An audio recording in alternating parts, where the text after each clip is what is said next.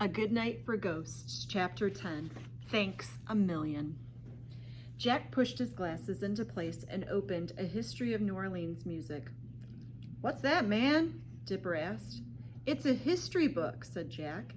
"Teddy and Kathleen gave it to us," said Annie. "Oh yeah, my best friends," said Dipper. Jack looked at the index of the book. He found the right page and turned to it. "I'm going to read something to you, man," said Jack. "Just listen." And Jack read.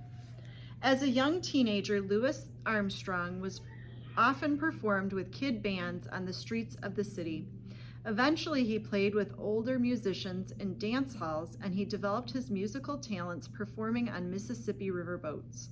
When he was 21, he moved to Chicago, where he played in the well-known band of his old friend, Joe Oliver.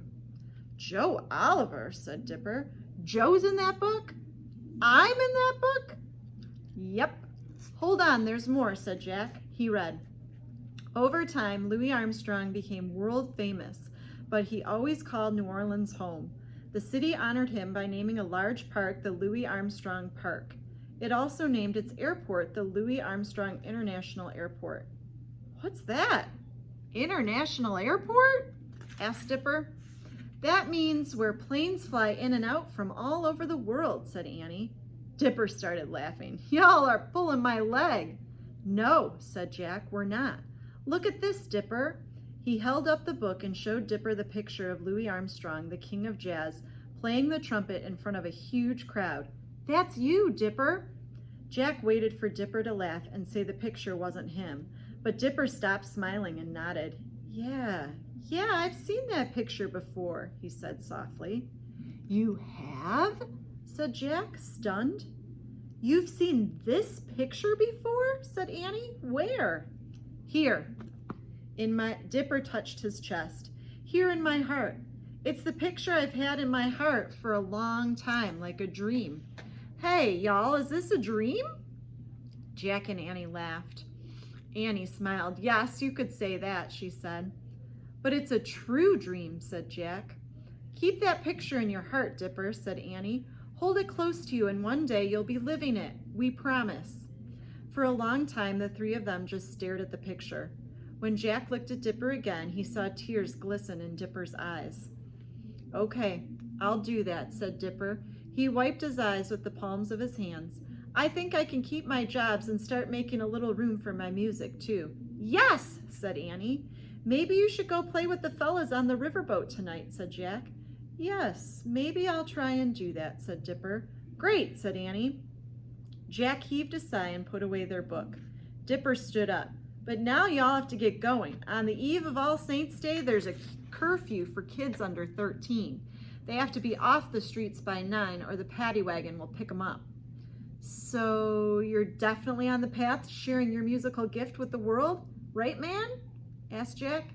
Dipper laughed. "I reckon I am," he said, "thanks to a couple of potato heads." "Okay, good," said Jack. He and Annie stood up. "To get home, we need to walk to Bourbon Street and catch a streetcar to Canal Street." "Let's go," said Dipper. The three of them left the waterfront. They walked past Jackson Square and headed past the cathedral on St. Peter's Street. "I'll walk y'all back to Bourbon Street," said Dipper. "Then, do you have time to ride back with us to Canal Street?" asked Annie. "So we can hang out together a little longer on the train?" "You know I can't do that," said Dipper. "They won't let me sit with y'all in the streetcar." "Why not?" asked Jack. "I'd have to sit in the back while y'all sit up front," said Dipper. "What are you talking about?" said Annie.